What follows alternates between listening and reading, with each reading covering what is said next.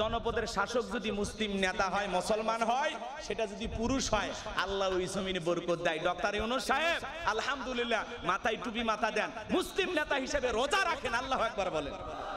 উনি যখন রোহিঙ্গা ক্যাম্পে টুপি মাথায় দিয়ে বক্তব্য দিয়েছেন, কলিজাটা ভরে গেছে। আমরা তো এরকম নেতাই চাই, কথা কন না কে?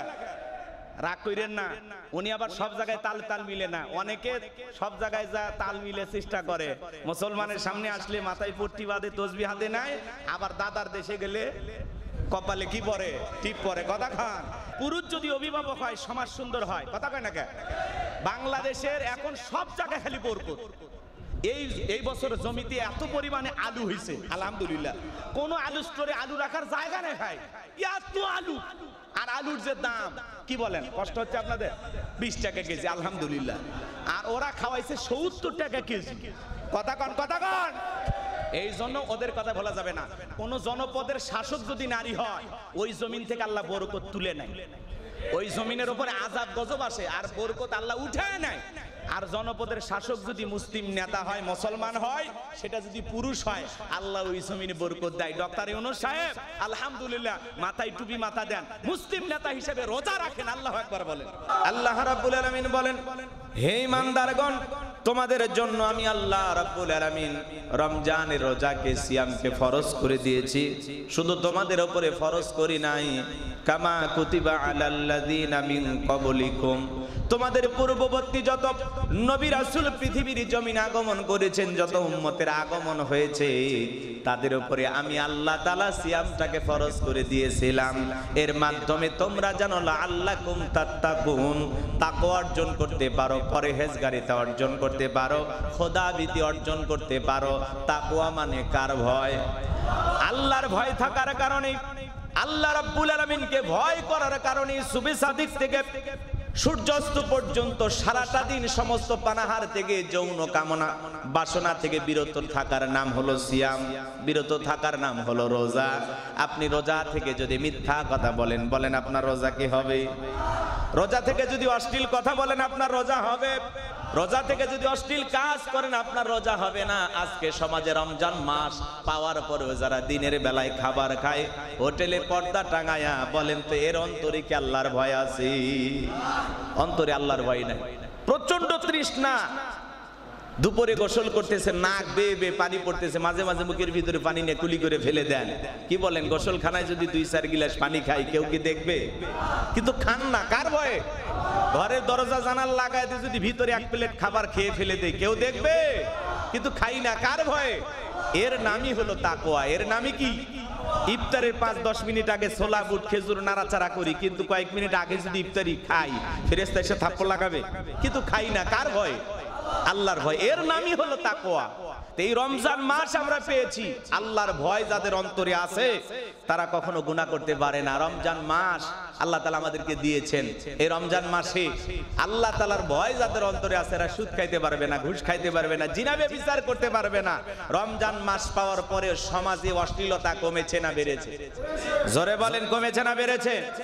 আপনারা তাকায়া দেখেন, বাংলাদেশের বরগুনা জেলার দিকে তাকায়া দেখেন, একজন অমুসলিম বোন, শিশু কন্যা, তাকে একজন ধর্ষক ধর্ষণ করেছেন। রাতভর ধর্ষণ করার পরে রাস্তার ভিতরে ফেলায় চলে গেছে। তার বাবা এই ঘটনা জানতে পেরে এই ধর্ষকের বিরুদ্ধে যখন মামলা দায়ের করেছে, মামলা করার কারণে সেই নির্যাতিত বোনের বাবাকেও রাতের আধারে হত্যা করা হয়েছে। চিৎকার মেরে বলুন নাউজুবিল্লাহ। তাহলে মেয়েকে ধর্ষণ করলো, মামলা করার কারণে বাবাকেও হত্যা করলো। সেই সমস্ত ধর্ষকদের গ্রেফতার করা হয়েছে। জনাব তারেক রহমান, বিএনপির ভারপ্রাপ্ত চেয়ারম্যান, তিনি লন্ডন থেকে সেই ভদ্র মহিলার কাছে ফোন করেছেন যে, বোন ঘাবড়াবেন না, আমরা আপনাদের পাশে আছি। জনাব তারেক রহমান ফোন করে মহিলাকে সান্ত্বনা দিয়েছেন যে, আপনি স্বামী হারিয়েছেন, আপনার মেয়ে নির্যাতন জুলুমের শিকার হয়েছে, আমরা আপনার পাশে আছি, আপনার যতটুকু সহযোগিতা করা দরকার আমরা করব। এই কথা বলে তিনি তাকে সান্ত্বনা দিয়েছেন।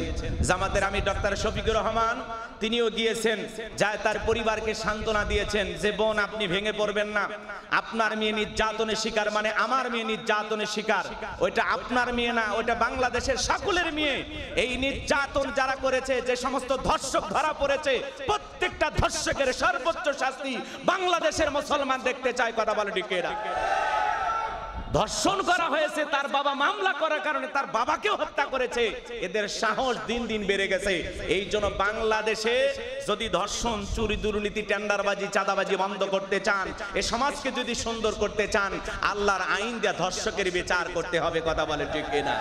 এই জমিনে আল্লাহর আইন চালু হবে না যতদিন, শান্তি ফিরে আসবে না ততদিন।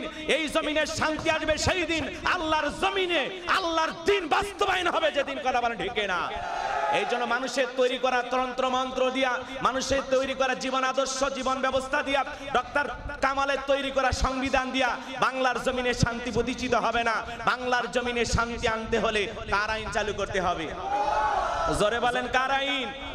আল্লাহর আইন এই জমিনে চালু করতে হবে। আমরা জিনাকারী নারী পুরুষের বিচার যদি আল্লাহর কোরআন দিয়ে করতাম, ধর্ষকের বিচার যদি আল্লাহর কোরআন দিয়ে করতাম, বাংলাদেশে ধর্ষণ হওয়া দূরের কথা, যুবকেরা নারীর দিকে তাকানোর কথা ভুলে যেত। কথা বলেন ঠিক কিনা? আজকে অলিতে গলিতে ধর্ষণ, যেখানে সেখানে ধর্ষণ।